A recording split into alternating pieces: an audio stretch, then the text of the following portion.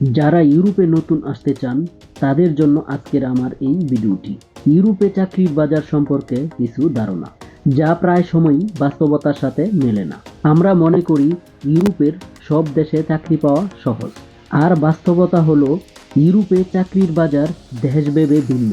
যেমন কিছু দেশ আছে জার্মান, নেদারল্যান্ড, সুইডেন চাকরির সুযোগ বেশি, বিশেষ করে টেকনিশিয়ান এবং ইঞ্জিনিয়ারিং ক্ষেত্রে। তবে দক্ষতা, ভাষা জ্ঞান এবং কাজের অনুমতি ওয়ার্ক পারমিট এর উপরে অনেক কিছু নির্ভর করে। দক্ষতা এবং যোগ্যতা ছাড়া চাকরি পাওয়া সহজ নয়।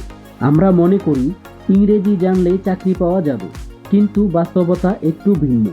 যদিও ইংরেজি একটি আন্তর্জাতিক ভাষা এবং অনেক কোম্পানিতে ইংরেজি ব্যবহার করা হয়, তবুও বেশিরভাগ দেশে স্থায়ী ভাষা জানা অত্যন্ত গুরুত্বপূর্ণ। বিশেষ করে জার্মান, ফ্রান্স, স্পেন, ইতালির মতো দেশগুলোতে স্থায়ী ভাষা না জানলে চাকরি পাওয়া কঠিন হতে পারে। আমরা মনে করি ইউরোপের সব চাকরিতে উচ্চ বেতন হয়, কিন্তু বাস্তবতা অনেক কঠিন। ইউরোপের চাকরির বেতন দেশ, শিল্প এবং পথ অনুযায়ী ভিন্ন হয়। কিছু দেশ যেমন সুইজারল্যান্ড, জার্মানি, নরওয়ে বেতন বেশি হলেও জীবনযাত্রার ব্যয়ও অনেক বেশি। আবার কিছু দেশ যেমন স্পেন, ইতালি, গ্রিস বেতন তুলনামূলকভাবে কম। আমাদের কাছে মনে হয় ইউরোপে চাকরি পেতে ডিগ্রি গুরুত্বপূর্ণ, কিন্তু বাস্তবতা ভিন্ন।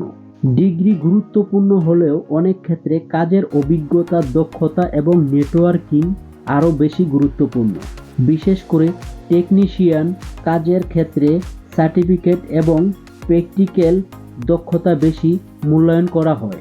তো আমরা যারা ইউরোপে আসার চিন্তা ভাবনা করতেছি, তো অবশ্যই আমরা যে কোনো একটি হাতের কাজ শিখে আসতে পারি। তাতে আমাদের কাজের জন্য বেশি সময় অপেক্ষা করতে হবে না, খুবই সহজে কাজ পেয়ে যেতে পারেন।